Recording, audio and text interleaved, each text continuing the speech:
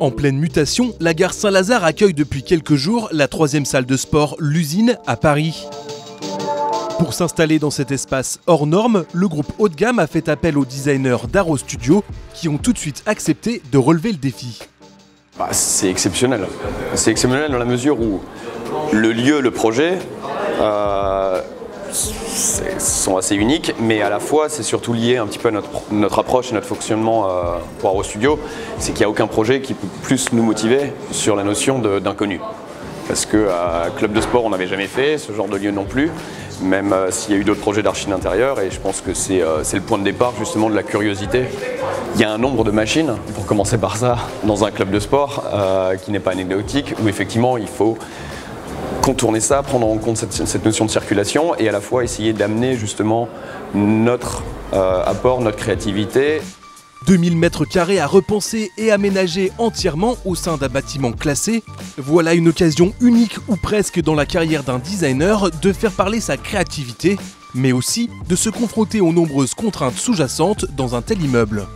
Une des premières contraintes, c'était de s'adapter sur le lieu historique, de mettre en avant tout l'héritage de la gare Saint-Lazare, des poutres Eiffel, les structures Eiffel, essayer de garder le bâtiment au maximum dans son jus. Ensuite, comme on est sur des plateaux qui ont été réhabilités de la part de la SNCF, il a fallu évidemment amener tout ce qui manquait, l'électricité, l'eau, tous les fluides, tous ces éléments techniques qui permettent aujourd'hui au fonctionnement d'un club de sport, mais aussi bien d'un restaurant, autre chose, parce qu'on est dans la gare Saint-Lazare. Il y a aussi eu un point très important, c'est au niveau du structure du sol. Ce qui a été fait, c'est que tous les sols ont été enlevés et ont été rehaussés de 50 cm à l'aide de poutres IPN métal et avec des nouvelles chapes, ce qui fait qu'on a perdu 50 cm sur la hauteur sous plafond, mais meilleure résistante au sol, et ce qui nous permet de pouvoir poser nos machines, nos vestiaires, toutes ces choses-là qui n'auraient pas pu être possibles avec l'ancien sol. À lieu exceptionnel, équipement exceptionnel, à commencer par le sas d'accueil, transformé en espace de coworking avec sa grande table connectée, placée sous un grand lustre dessiné par Arrow qui détourne les anneaux de gymnastique.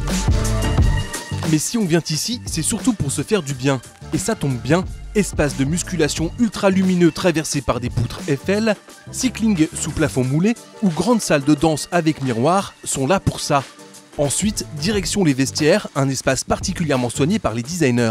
On a fait tout un travail sur les rideaux pour pouvoir laisser filtrer la lumière et en même temps avoir une opacité pour pas qu'on puisse voir ce qui se passe à l'intérieur du club.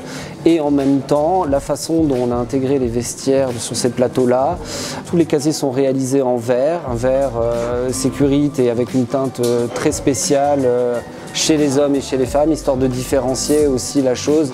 On a essayé d'établir une sorte de petit labyrinthe avec plusieurs zones de circulation pour pouvoir créer des coins et que chacun puisse s'approprier un peu plus le club et pas se dire bah voilà, je suis le numéro 37 sur 200 vestiaires les uns à côté des autres. Donc on a essayé de mêler un petit peu tout ça et de créer un parcours qui permette de circuler autour des vestiaires et d'accéder au hammam, au sauna, aux douches d'une manière un petit peu différente. Mission accomplie pour le duo qui livre ici un écrin à la hauteur du bâtiment, de son histoire, mais aussi des attentes du groupe L'Usine qui a pris possession d'une salle de sport d'exception.